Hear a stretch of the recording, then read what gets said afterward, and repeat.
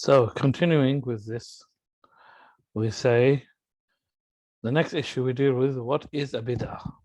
What is an innovation? And this is a long issue that it's going to take us a bit of time to go through this, because we're going to go through it in a bit of detail. So bear with me, please. So as a general principle, as a general point, we can say it is clear by istiqra of the adillah, by analyzing all of the evidences in the book and the sunnah, and the words of the people of people of knowledge, the words of the scholars, that the place that bid'ah enters is where the Sharia has specified limits on things, such as it has specified a place for that issue, for that matter, or a time, or a number, or a direction, or attributes or conditions. And these limits are such that the reason for these limits being set cannot be understood by the intellect in detail. Why it's in that place, why it's at that time, why it's that number, why it's done in that direction, why it's done with that attribute or that characteristic or that quality, or why it's done with those conditions. The intellect itself cannot give details, reasons, or wisdoms for this. So bid'ah, from this consideration, enters into any work, whether one intends by it worship, such as prayer, fasting, pilgrimage, remembrance, and supplication, or if there is no seeking closeness in it to Allah. Closeness is missing asir. So whether it's a worship, so bid'ah can enter into matters which are worships or things which are not worship. The most important thing is that the Sharia has defined limits and restrictions and specifications in the way they are done. So if they have been defined by the Sharia, then changing any of those or doing them in any way other than the Sharia has set them makes them a bid'ah. So for example, worship, we mentioned prayer, fasting, hajj, dhikr, dua. As for non-worships, then like holidays, divorce, and the iddah of women. The iddah of women is the waiting period of the woman before she can remarry. So after she's been divorced, the iddah period, the period that she must wait, 3 menstrual cycles, or 3 months for the woman who is not who does not menstruate or has not started menstruating, and the iddah period for the woman whose husband dies, 4 months and 10 days. The Sharia has declared for them specific ways. For example, divorce. Divorce, the Sharia has specified times in which divorce can be done and the way in which the divorce should be done. And when one opposes those times or those ways, then that divorce is called bid'ah. For example, when somebody divorces his wife in a menstrual cycle while she's in her period, the person has gone against the sunnah, has gone against the way the way the Prophet ﷺ or the Sharia has instructed him to carry out a divorce. Divorce must be done in a time when the woman is clean and not in her period. So when he goes against that and divorces his wife in a time when she is in her period, then such a divorce is called talaq bid'i. Talaq, innovated talaq. Also, if a husband divorces his wife 3 divorces in one go, then this is called talaq bid'i as well. Even though, because the Sharia has instructed him to divorce his wife, 1 divorce at a time, 1 divorce and then wait and then if he wishes to take her back or to let the divorce finalize, and then if he wants to divorce her again, he can divorce her again, and then the third divorce is the final divorce. But it should not be in one sitting, but there should be time between each divorce. So if he divorces the wife in one go 3 times, that divorce is called talaq bid'i. Is an innovation because it's gone against what the way in which the Sharia has instructed him to do it. So bid'ah can fall into acts of worship and non-acts of worship. But the important point is that the action that's being done, the Sharia has defined it and has limited it and has restricted it and has placed conditions upon it. So bid'ah can be in beliefs, and it can be in actions, and it can be in speech. As long as the Sharia has defined these beliefs or these actions or this speech. Beliefs that oppose the belief of Ahl Sunnah are termed as bid'ah, because the Sharia said we must believe in Allah in this way, and we must believe in the messengers in this way, and we must believe in the angels in this way, and they have been defined for us. So when we start changing that, adding and subtracting and putting other limitations or other restrictions upon that, then we have introduced innovations. Same way in actions, as we mentioned before, like the talaq and the iddah, and same way in speeches, in like remembrance of Allah, inventing remembrances of Allah, and specifying times for them, and specifying ways in which they should be done, which the Sharia has not justified. So we say here, beliefs that oppose the belief of Ahl Sunnah are termed as bid'ah. Example, the belief of the Khawarij and the belief of the Mu'tazilites. And we're not going to go into depth in what was the belief of the Khawarij and what was the belief of the Mu'tazilites, because our concentration in these lessons is what is the belief of Ahl Sunnah wal Jama'ah and issues connected to that. Then I'm going to give you 3 rules by which you can identify, or that you can use to identify what is a bid'ah and what is not.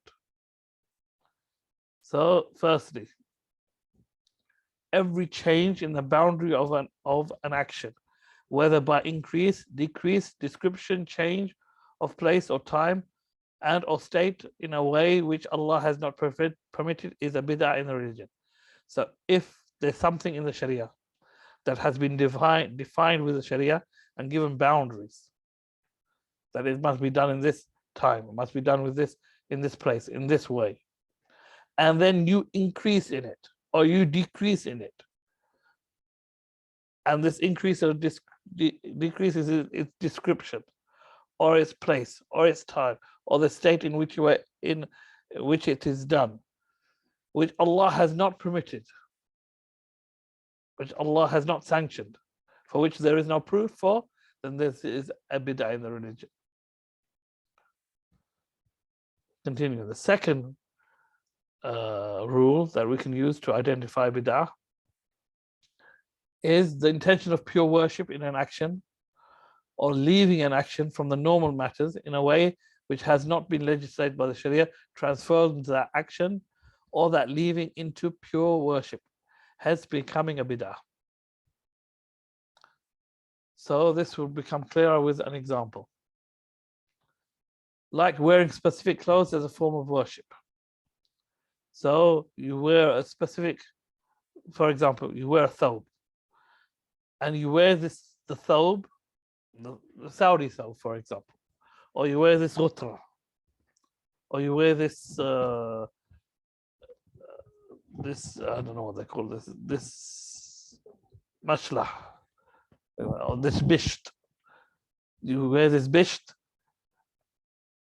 as with the intention to seek closeness to Allah through it. So you intend by it worship.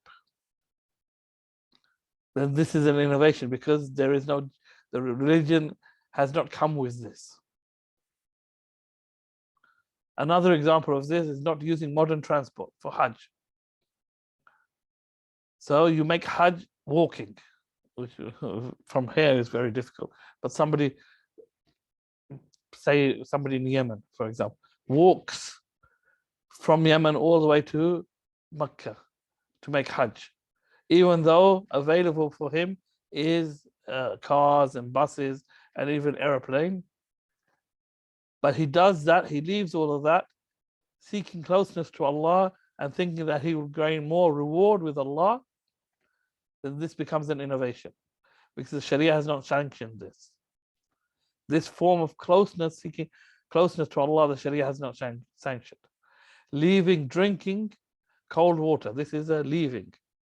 These were adopting and adopting actions and attending by them worship. So the wearing specific clothes, or that was wearing specific clothes, was adopting. Leaving modern transport, that is a form of leaving, seeking closeness to Allah. Leaving drinking cold water, seeking closeness to Allah by it and reward. These are innovations, because Allah has not sanctioned this type of closeness to Allah and this type of reward, seeking reward. The third one, the third principle, or the third principle, the third rule is actions that we do, in which there's we compete with them, or we put them into competition with acts of worship. So specifying a pure worship with a particular place, time, state, description, whether that is with the belief that it was prescribed like that, or that this restriction occurs due to custom, or just out of continuous observance. So something which is a worship, which has been legislated, but then it's been legislated without these limitations that you put upon it. For example, dua has been legislated, making dua, and it is a form of worship. But then you specify the dua has to be said in congregation. So that's one thing, must be done in congregation, and must be done after every prayer.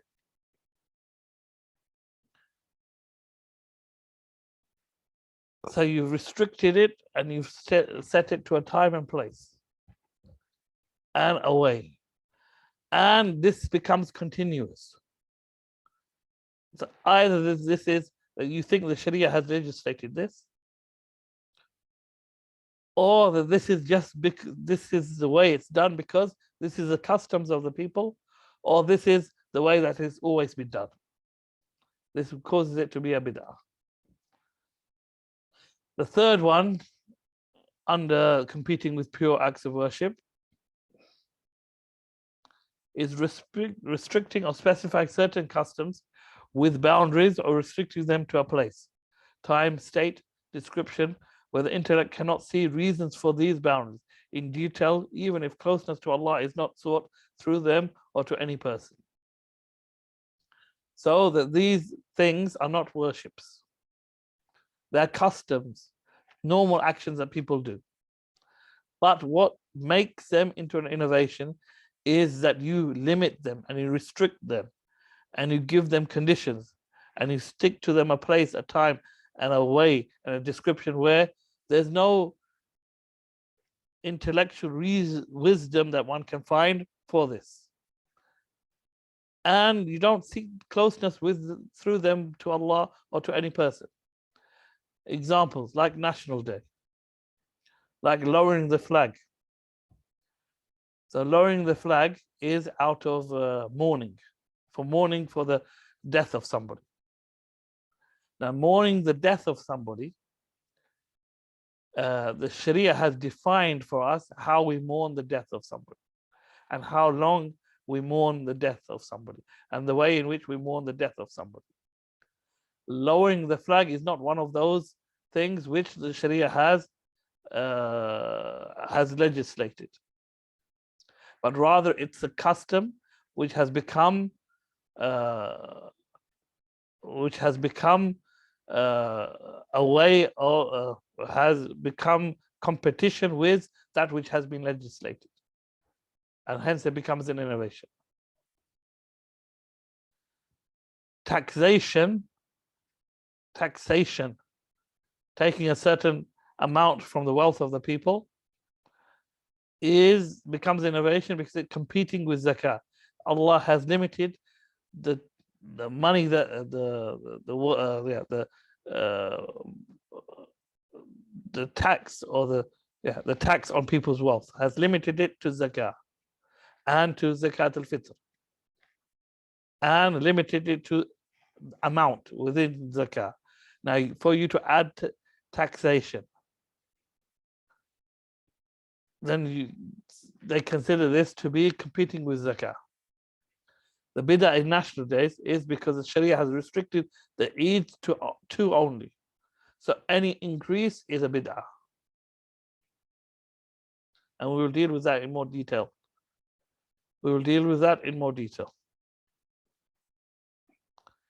So proofs for what we have said about bid'ah. Firstly, we must define what the word of worship in the Sharia and according to the scholars, to give us, for us to, as I've mentioned before, definitions are important because worship is mentioned in the things that fall into bid'ah. So we need to define what is worship, and we will define it later on, but here this is a quick definition. It has three meanings in the Sharia.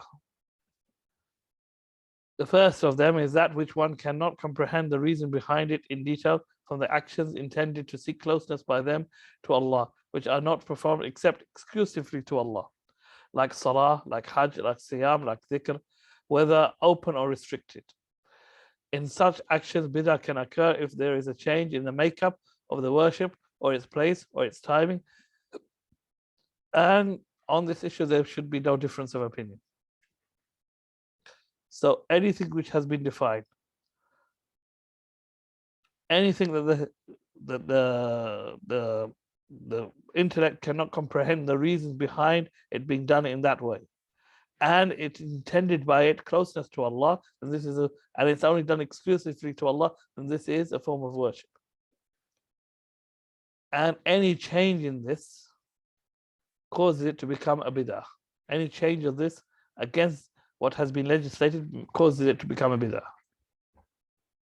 Another meaning that the Sharia has given to ibadah is that which falls under the above is that which falls under the first meaning is anything that the Sharia has defined with fixed timings or places or states which the intellect cannot comprehend reasons for their restriction in detail, e.g. the woman's iddah, talaq and eids. So these are not worships, but they fall under this worship. They fall under bid'ah falling into them because the Sharia, because one cannot comprehend the reasons why the woman's iddah is the way it is. The talaq is done in the way it is. The eids, there are only two eids. The intellect cannot comprehend the wisdom behind this in detail.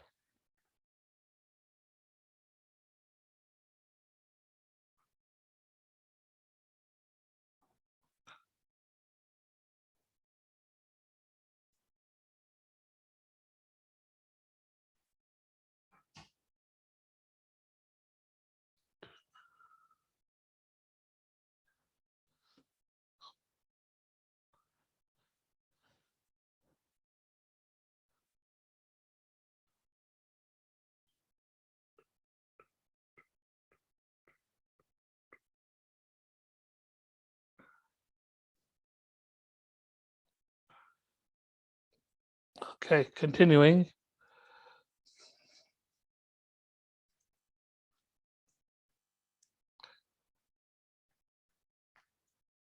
Secondly, the second meaning that can be referred to, ibadah can be referred to, that which the intellect cannot comprehend the reason behind its legislation, in the root, in the foundation of its legislation, in matters of transaction. So this is to do with matters of mu'amalat. That's which the usuli scholars called matters which go against qiyas, meaning it has no causal illa, no causal reason, such as al-araya. Al-araya is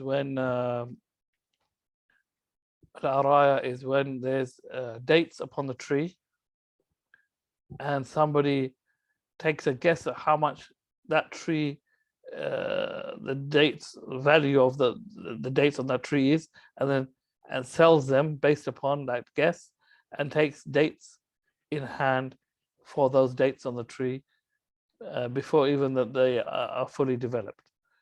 It's around that. That's the araya. So in these matters, with matters which go against qiyas, according to the Usulis, there is no bid'ah in this by ijma. So with this definition of worship, then there is no khilaf al-qiyas, ma yukhalif al-qiyas, then there is no bid'ah in that. Thirdly, everything which Allah loves and is pleased with. Then in this, there is no bid'ah in these, except if one does it with the intention of worship or to compete with legislated worship. So here the intention is important. That is either done with the intention of worship, or here either with the intention of worship, or it competes with actions which have been legislated, as well with legislated worship. Also, the hadith of Bid'ah, من أحدث في أمرنا هذا ما ليس منه فهو رد.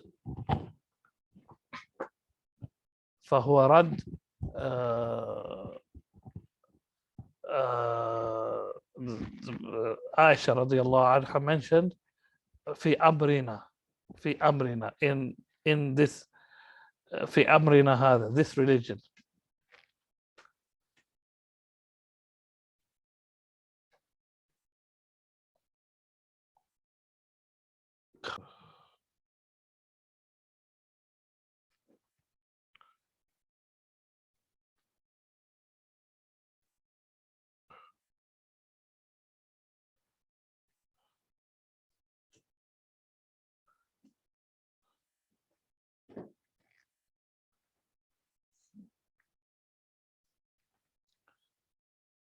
It can be said that one can do all normal activities by the virtue of foundation of allowance, and that's al-aslu في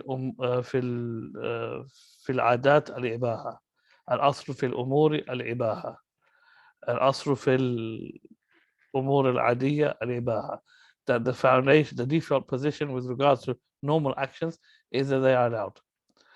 So all types of customs, all types of transactions, and the means and objectives to these are all allowable until the Sharia puts restrictions and boundaries upon them. Then they fall under matters of religion. So as long as the Sharia has left the normal activities and normal matters without restrictions and boundaries, then these matters can be done in whatever way they're done. But as soon as the Sharia puts restrictions and boundaries upon them, then they fall under matters of the religion. So when the Sharia defines something, or restricts something, or puts boundaries upon something, then that matter now enters into the matters of the Sharia, and enters in the matters of the religion. So falls under this hadith, man ahdatha fi amrina hadha ma laysa minhu fahuwa rad. Whoever introduces into this religion of ours something that which is not from it, then it is rejected. So the matters of the religion, then we have been prevented to have free reign over them and to change them and to deal with them however we wish, or to change their boundaries, or to change the way they are done. And if we do that, then that becomes an innovation.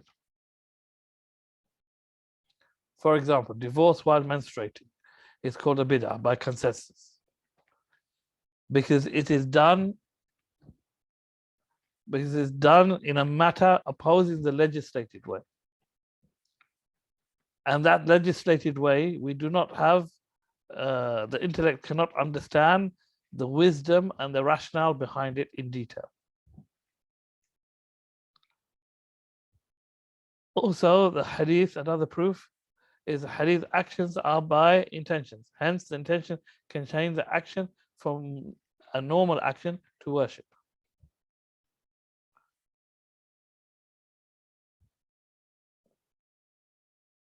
It is said, in justifying this, that the characteristics of poor worship are the Sharia's intention in a specific action to be performed in a specific manner, and that the most visible characteristics of the pure worship are to consider the limitations of them.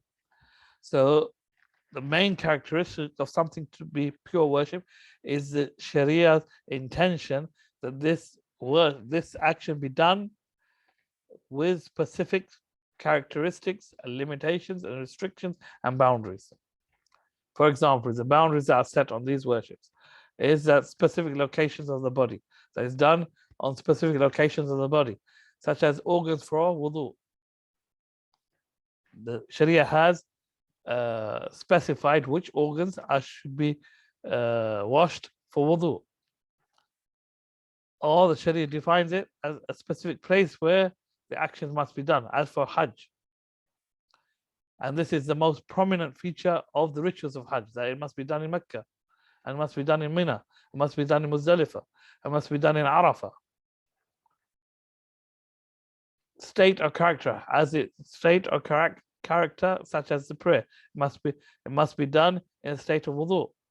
It must be done, there's preconditions for it, and there's conditions in it.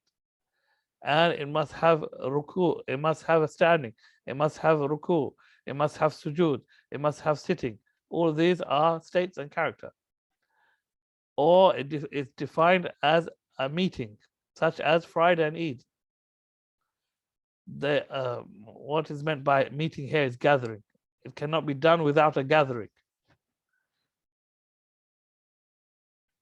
The Friday prayer and the Eid prayer are not valid except with a gathering, and it must be done in a unified manner and movement. And there must be an imam who leads the worshippers. And then there is there's a restriction of repetition and persistence for the meaning of worship and the collection of reward. Then there's direction, as in the direction of prayer, and circumambulation and tawaf in the rituals. The tawaf must be done in a certain direction, anti-clockwise. It cannot be done clockwise. And the direction of the salah must be towards the qibla. If you are in the haram, then you must be facing the Kaaba itself.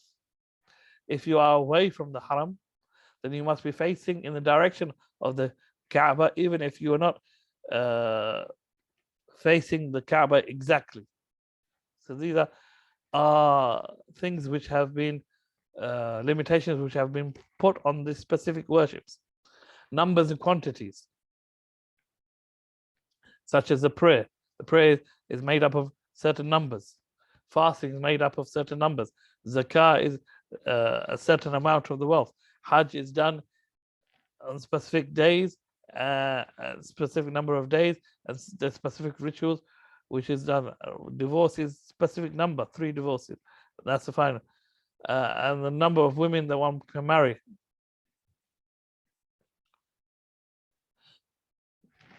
If one were to contemplate the whole of these features in the legislation, in the Sharia, you will see it is a kind of specification and restriction of these features, or some of them, without reasonable meaning in detail. So these these limitations and these features, the intellect cannot understand the wisdom in detail behind them.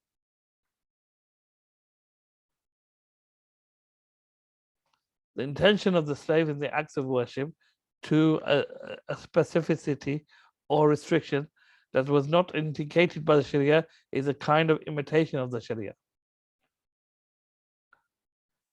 So if a person does an action of worship to a specific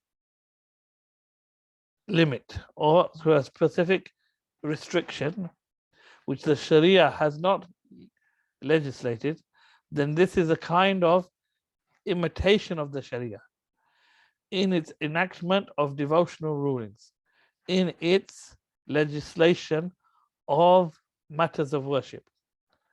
So doing it in a particular way would be a kind of doing an action like this, intending worship in a particular way which Sharia has not legislated, is an imitation of what the Sharia has legislated, and therefore becomes a bid'ah. For example, and normally with examples, matters become clearer. For example, like remembrance in congregation with one voice. So gathering together to remember Allah, dhikr of Allah in a unified voice. So here we have dhikr, which is legislated. And dhikr is a form of worship. But what has not been legislated is the restriction that's been put, that it's done in congregation and it's done with one voice. These 2 points have not been legislated. So coming together and doing the worship in this way makes it an innovation. Specifying the night of the middle of Sha'ban, the 15th of Sha'ban, with Qiyam al-Layl from among all the nights makes it an innovation. Because even though praying at night is legislated and is an act of worship, specifying one night out of all the nights which has not been specified by the Sharia makes it an innovation. Seeking to pray to Allah at a grave of the graves.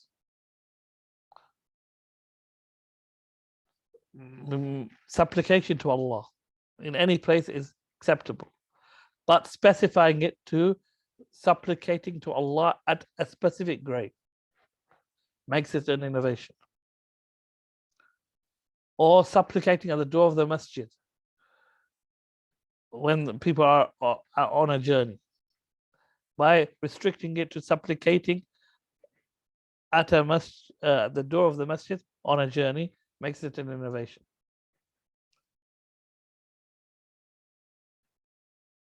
Praying upon the Prophet ﷺ when consuming incense, when wearing incense. Again, specifying it that the Salah of the Prophet ﷺ is legislated and it's a form of worship. But to specify it and limit it to when putting on perfume, incense. Seeking refuge with Allah, then that makes it an innovation. Seeking refuge with Allah when yawning. Seeking refuge with Allah is legislated. But to specify it to when yawning makes it an innovation. Preserving in the Friday sermon. So sticking to in the khutbah of Jum'ah, to reading the verse, Inna Allah ya'muru bil adli wal ihsan.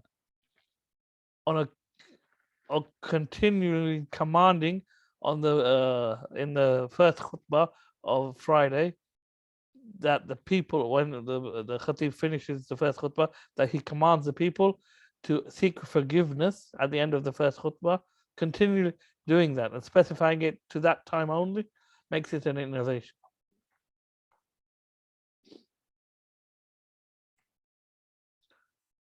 And just to finish off, legitimate acts of worship that are repeated over and over again until they become sunnahs and seasons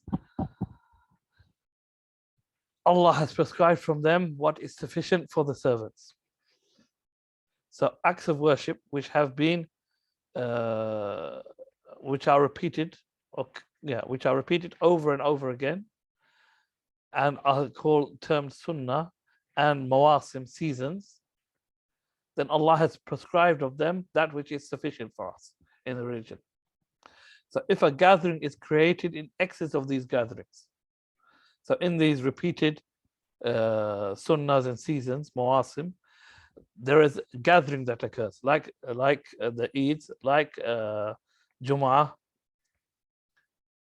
like the Eids, like the Jum'ah, like in the Mawsim al-Hajj.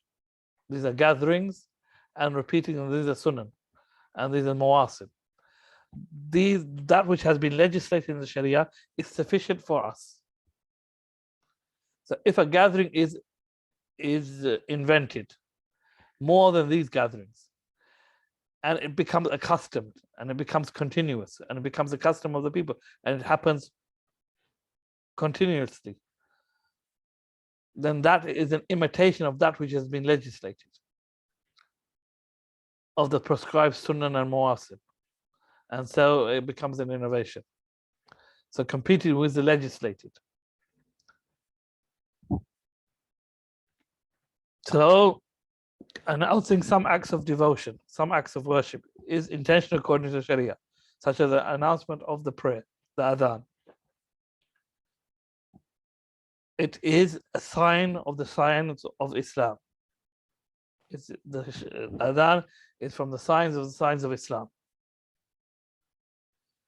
If there is a devotional act in which the principle is for it not to be announced, then it is not permissible for it to be announced. So the acts which are to be announced, the Sharia has legislated these ibadat connected to them are announcement, i'lan, and that is the prayer. So other acts of worship are not to be, which have not been legislated to be announced, should not be announced. And here, if somebody announces them, then we consider them to be innovation from the angle that they are competing with the legislated.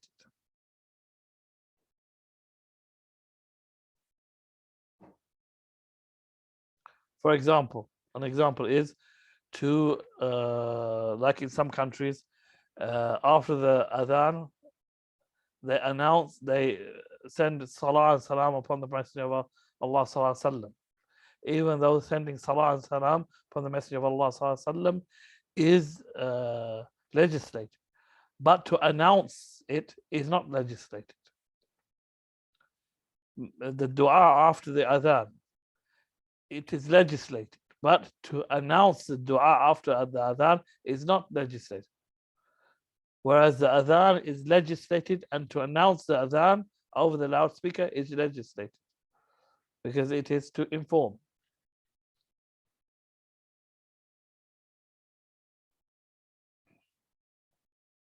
It appears that the dua for completing the Quran is not prescribed in the prayer or outside it.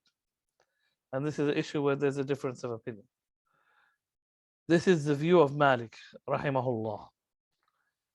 In Al-Madkhal by Ibn al-Hajj, he said, when he was asked about it, I have not heard that a person supplicates when completing the Quran, and it's not from the work of the people of Medina.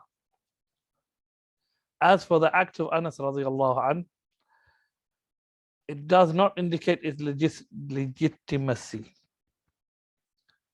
It is an action, and it's an ijtihad on the part of Anas radiallahu an, because it's reported that Anas radiallahu an used to gather his children together after he'd completed the recitation of the Quran and make dua. This doesn't indicate its legitimacy. Rather, it indicates that this was an ijtihad on the part of Anas radiallahu anh. And what we can notice is scholars have left behind the actions or words of some of the companions. If the apparent guidance of the Prophet ﷺ was not based on them in word, deed, or omission. So because the Prophet ﷺ, if the Prophet ﷺ didn't actually order for something to do, something to be done, or did it himself, or tacitly approve or disprove it, approve it or negate it, then even if a companion, one companion does it, then the scholars may ignore it and may not act upon it because it is not from the actions of the Prophet ﷺ, but they will regard this as an ijtihad of a companion, radiallahu anhu, and not something that they are followed in.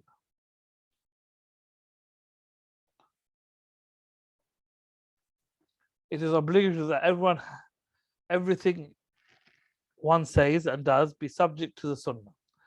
And it was presented in the rule of emulation, the rule of imitating that which has been legislated, specification and restriction that bid'ahs occur by mere perseverance in an act of worship, continuing observation in an act of worship. And if the attendant does not believe that which he is doing is worship in this way.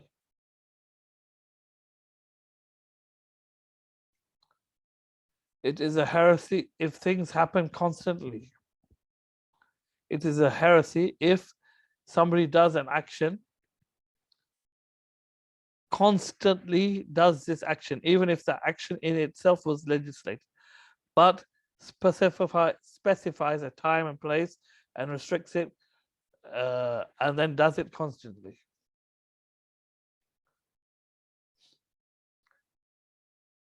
Notification by the muazzin of the imam's voice. So when the imam says Allahu Akbar, the muazzin says Allahu Akbar to inform the people praying that the imam has moved and has moved from one rukn to the next rukn. And this is needed if the voice of the imam does not reach the voice of the musalli, of the people praying. So if the reason is removed, meaning there is no reason for the people can hear the imam. The people can hear the imam. Then this notification must be left. So it's only used when there's difficulty in the people praying behind the imam to hear the imam. If there is no difficulty and the people can hear the imam, then such notification must be left, because the reason for it has been removed. In Ar-Radd al-Muhtar, quoting from As-Sirah al-Halabi, in his speech about the imam's voice being conveyed by the muazzin as he reached the congregation, he said, the four imams agreed that notification at the time is reprehensible innovation, but when there is a need for it, it is desirable. So to do it constantly, without any need for it, then it becomes innovation, because that is not why it was legislated. And in that way, it becomes competing with that which is legislated. So when it's done without need, it becomes an innovation. When it is done with need, then it is desirable.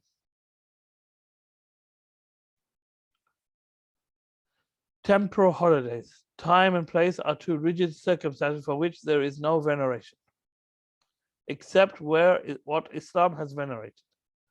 So time and place have no excellence connected to them, except when Islam legislates for them some excellence or some greatness connected to them. And the heart's turning to glorify something of the time or the place, and considering it closeness to Allah, is a form of ubudiyah, form of servitude to Allah. And the heart only does it when Allah has glorified that time or that place. So if one does it in a time or a place which Islam has legislated, then it is a form of ibadah of Allah. And when somebody does it in a time and a place which Allah has not legislated, then it takes one far from Him and it becomes a form of idolatry. There is no middle ground in these matters.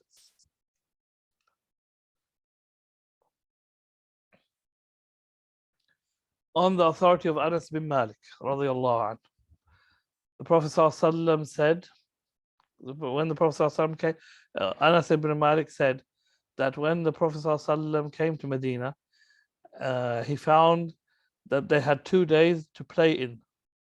So he said, what are these 2 days? They said, we used to play in them during the pre-Islamic era. The Messenger of Allah ﷺ said, Allah has exchanged them for you with something better than them. The day of Al-Adha, the day of Al-Fitr, narrated by Abu Dawood in his Sunan. So the saying of the Prophet ﷺ, Allah has exchanged them for you, is an evidence for the invalidation of every holiday. Otherwise, he would have added the Islamic festival to the days that were already existing of holidays in Medina without invalidating their festivals. So by him invalidating their festivals and replacing them with the 2 Eids shows that any other festivals are invalid. And he's saying the day of Arafah and the day of sacrifice and the day of At-Tashriq, the days of At-Tashriq are our Eids, the people of Islam, and they are the days of eating and drinking. Sunan al-Nisa'i is an evidence that other than them are holidays for other than the people of Islam.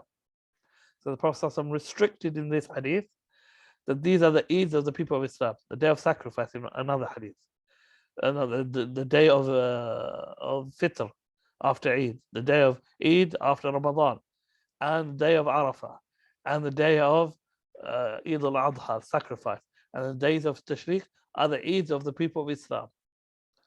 And so any other Eids are not the Eids of the people of Islam. So he restricted the Eids, the holidays of the people of Islam, to these 2 days, and any other days are not from the holidays of the people of Islam.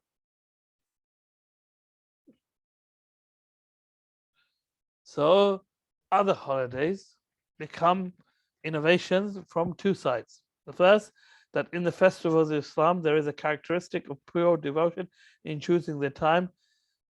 So the time and the restriction of time is an ibadah, because it is something that we cannot understand the reason, the wisdom behind it in detail. So adding to what is a devotion is purely an innovation. So adding other days is a pure innovation. From this angle, the innovation. By adding other days, choosing other days and times is an innovation. Secondly, on famous holidays like the birthday and the national holiday, it is a form of pure worship in choosing a time without a reasonable meaning, which falls under the first. And in there is imitation of what is legislated. So from here, it is another innovation. It's imitating that which is competing with that which is legislated, which falls under another form of innovation. And choosing these times, there's no rational reason, there's no intellectual reason that we can give in detail for the wisdom behind it. For example, celebrating times where certain incidences occurred, like Independence Day, for example. It would be more rational to choose another day, because in the day that it occurred, people remember it, whereas other days, people forget about it. So choosing in a day choosing to remember it in a day where it didn't occur is more intellectually sound. And Allah knows best. And with that, we come to the end of the section of bid'ah. Allah knows best. Oh, I just forgot one part. Another example of bid'ahs. Silence as a sign of mourning.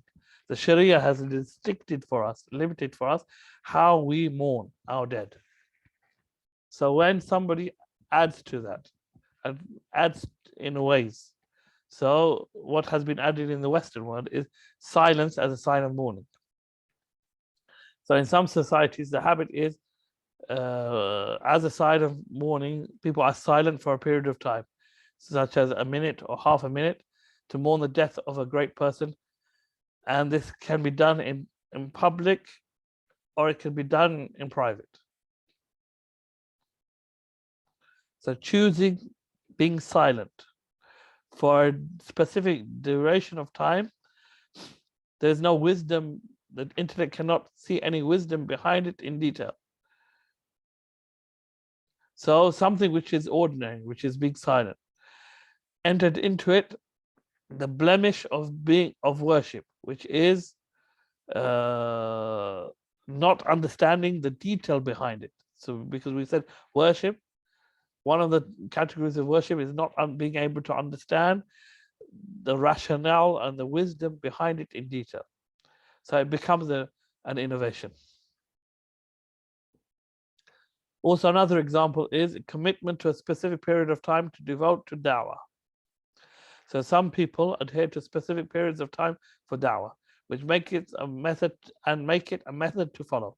So they define that somebody who goes out for da'wah must go for 3 days, or for 4 days, or for 40 days, and the like. And these numbers are used for every person and for every place as they go. And there's no reason behind it. There's no intellectual, rationale, wisdom that one can come in detail behind it. And it competes with that which has been legislated by Allah Azza wa Jal. Because Allah has legislated Ramadan for a certain period of time, Hajj for certain days. So in that is a competition with them.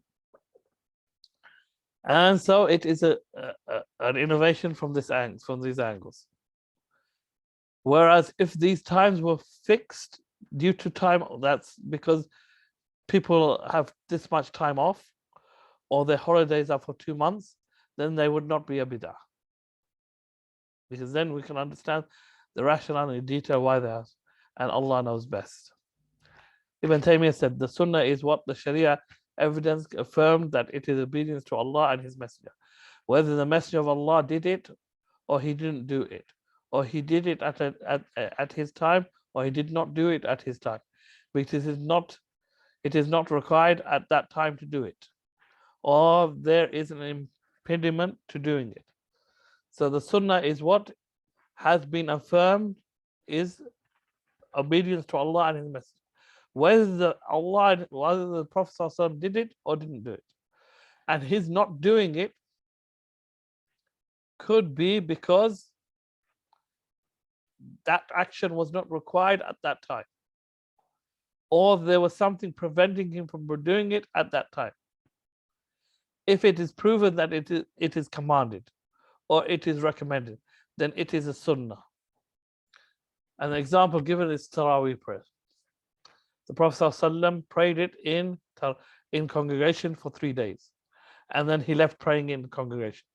And the Ummah always prays Taraweeh throughout Ramadan for the whole 29 to 30 days. So they do something which the Prophet ﷺ didn't do. They do something that the Prophet ﷺ didn't do. But we know that the prayer in congregation is obedience to Allah and His Messenger.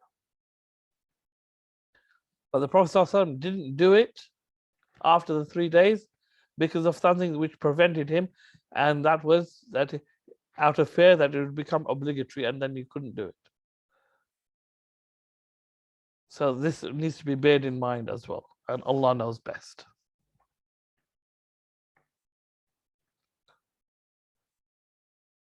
So just as a recap,